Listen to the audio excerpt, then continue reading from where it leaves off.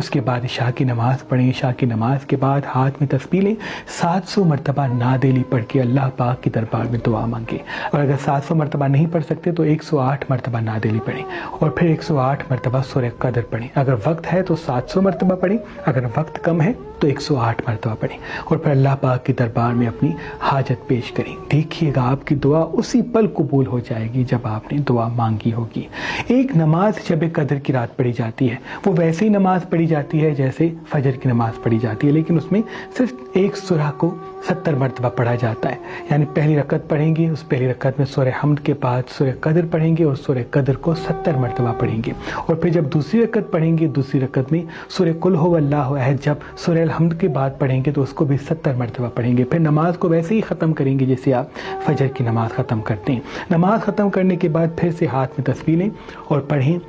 یا رب یا رحمان، یا رب یا رحمان۔ یہ آپ پڑھتے رہیے گا 108 مرتبہ، اور کسی سے بات کیے بغیر ہاتھوں کو اٹھائیں اور اپنی دعا اللہ کی دربار میں پیش کریں۔ یہ وہ عمل ہے جو چاہے آپ خزانہ طلب کریں، دولت طلب کریں، پہاڑ جتنا سونا طلب کریں، اپنی کوئی خوشی طلب کریں، اسی پل آپ کی وہ دعا قبول ہو جائے گی۔ سورہ رحمان شب قدر کی رات پڑھنا بہت مبارک ہے، سورہ یاسین شب قدر کی رات پڑھنا یا سننا بہت مبارک ہے، سورہ یوسف شب قدر کی رات پڑھنا سننا بہت مبارک ہے۔ وہ جو خوبصورت نہیں ہے وہ سورہ یوسف پڑھیں تو ان کی خوبصورتی میں اضافہ ہوگا، برکت نہیں ہے، نعمتیں نہیں ہیں تو سورہ رحمان پڑھیں یا سنیں تو ان کی نعمتوں میں اضافہ ہوگا، کاموں میں آسانی نہیں، گھر میں رنجشیں بہت زیادہ ہیں تو سورہ یاسین پڑھیں، ان سے جتنے بھی اختلافات ہیں وہ پورے سال آپ سے دور دور رہیں گے۔ نظر، حسد، جادو، تعویذات میں جو انسان مبتلا ہوتے ہیں وہ سرما ہاتھ میں لے لیں اور 108 مرتبہ سورہ فلق، 108 مرتبہ سورہ ناس اس پہ دم کر دیں، پھر پورا سال جہاں بھی جائیں اس کا ٹیکا لگا کے جائیں، کبھی بھی کسی کی نظر آپ کو نہیں لگے گی۔